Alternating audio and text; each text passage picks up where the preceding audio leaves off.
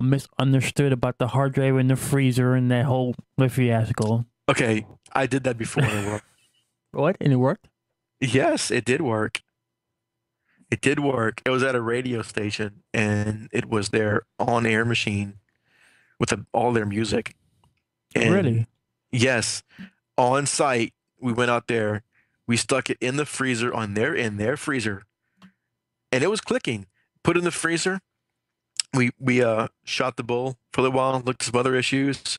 A couple hours later, got it out, hooked it up to a machine, and it stayed up long enough for me to copy the data that they wanted. Eh, Okay, there's two beautiful things about the story. One, that it worked.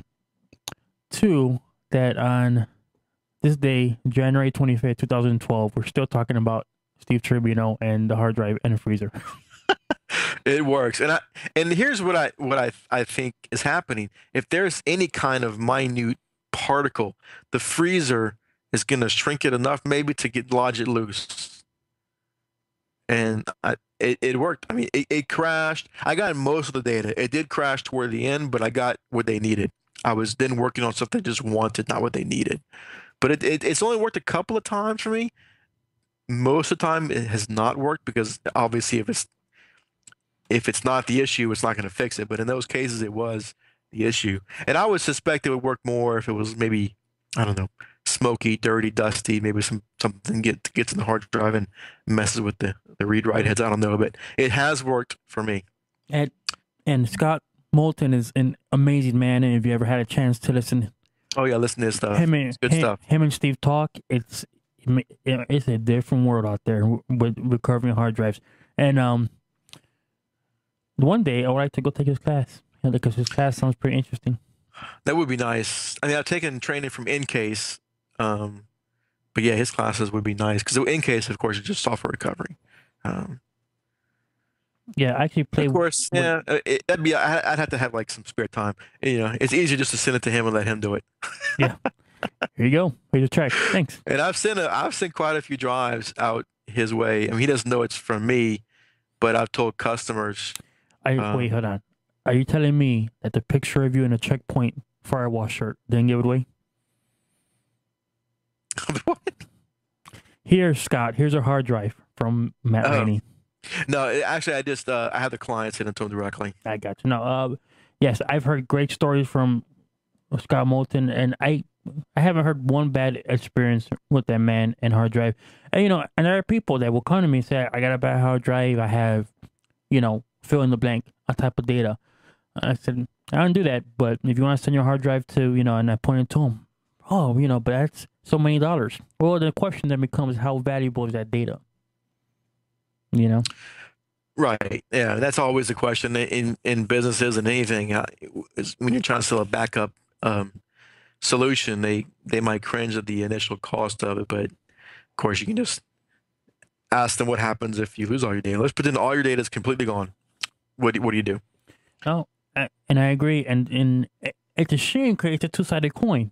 Because the companies that do have a good backup, when they have a failure and they're quickly back online, it's like, okay, they don't really feel, like the pain. So it's kind of like they don't know what they have because it works. But then when you have that company that lost, a lawyer firm that lost, last 2 years of data, and they had all their cases, and then it destroys the company. Then they wish they had a good a backup plan. So Yes. Um, and with this guy, one other thing is just I'm sure no one listening to this show would do it.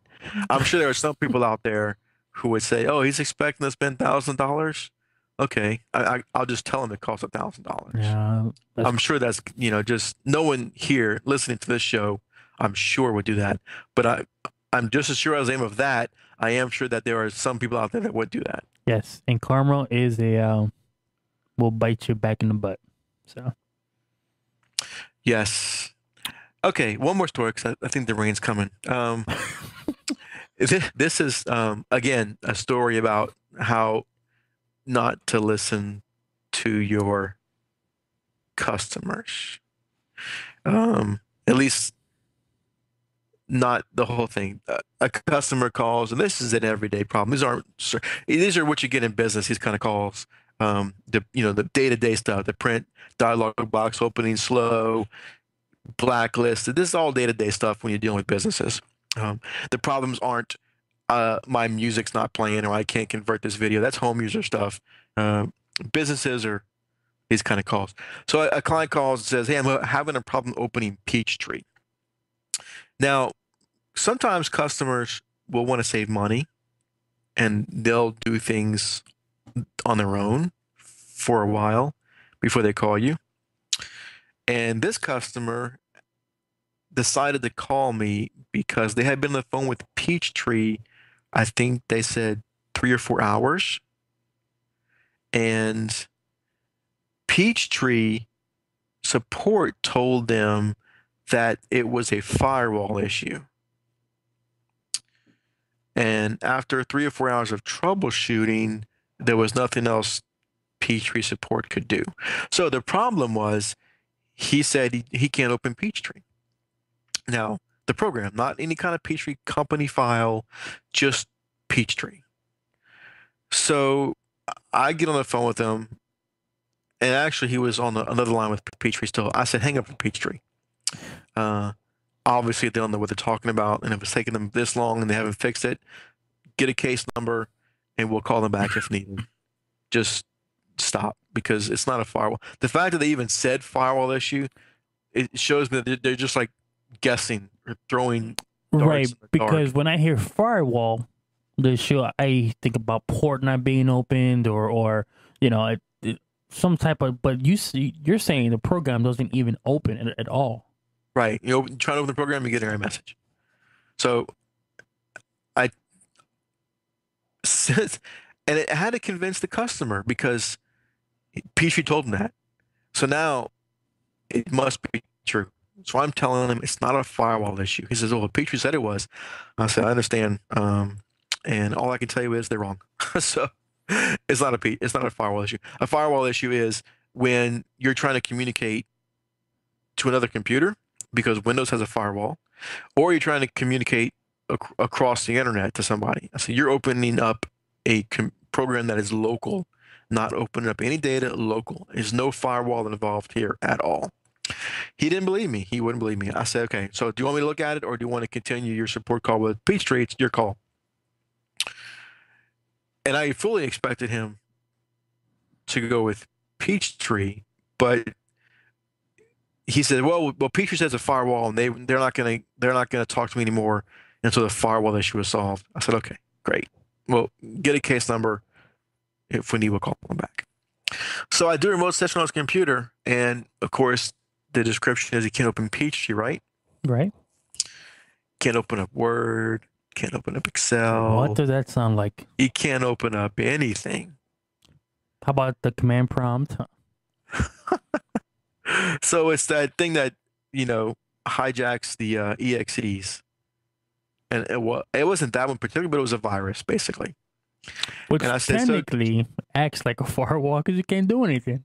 yeah. I said, "So did you try and open up any other programs?" He said, "Well, I got a bunch of errors when I turned the computer on about programs not being able to start." I said, "Did you share that information with Peachtree?" He said, "No." I said, "Okay, well, that's okay." I said, "Well, I said, so here I can show you that it's not a problem with Peachy, right? You see it's not Peachy, right? It's everything." "Oh, yeah, I guess so." He said, I don't understand why it's happening." He said, "You say it's a virus. I just bought a new antivirus program yesterday." I said, "Well, which antivirus program did you buy?" I said, "Did you go to a store and buy it and you installed it? Or did you buy it online?" He said, "I bought it online." I said, "Well, okay, well, first of all, we already had antivirus on that machine. It's centrally administered through the server." He said, "Right, but I wanted two of them to be more safe." Oh, jeez. Okay, so I had to explain to him that two in this case is not better than one. Two is worse than one. I said, "So, okay, so what did you buy?" He said, "I don't know. It's whatever popped up." I said, "Okay, so you got to pop up on your screen and that's what you bought? Or did you go looking for antivirus?" He said, "No, it popped up on my screen and told me I was infected, so I bought it." Oh, man. I said, "Okay, so let me tell you what happened. You got hacked. You got fooled basically into buying a fake antivirus software. Um, I said, so if you gave him your credit card number, you want to check with your credit card company for suspicious activity or cancel a card or something. So I had to convince him that it was fake. And then So was like, so after you telling him this, he still thought that what he bought was legit. it took him a while. It took me a while to convince him. Um, and so I said, when did you buy the software yesterday? I said, when did the problem start? Yesterday. I said, okay, so right there you should see a correlation. Um, I said, but to show you further, let's do a search for what you bought. And of course, you do a search for it, and it comes up all fake antivirus, you know, virus, malware, spyware. He's like, oh no, I can't believe I did that. So this is now like 3 o'clock in the afternoon, and he said he called Petrie first thing in the morning, and has been on the phone with him for a while, and they were under the impression because he went and got the office manager, and between what Petrie told him and their own reasoning, they assumed that I misconfigured the firewall and was causing all of their problems. Don't you like that? Yeah, blame the other guy. I loved it. So when I convinced them what happened, and I proved it to him, um, he was pretty shocked and he was a little embarrassed. And I tell him, I said, look, I said they make these things the way they do to fool people. They know how to design this stuff to make it look legitimate.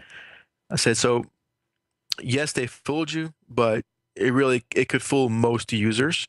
I said the thing is you don't want to buy anything for your computer without checking with one office manager or us to make sure it's even going to be compatible with your computer or whatever you're buying is going to work. I said, because you shouldn't have to put your own personal credit card in to buy antivirus for a company computer.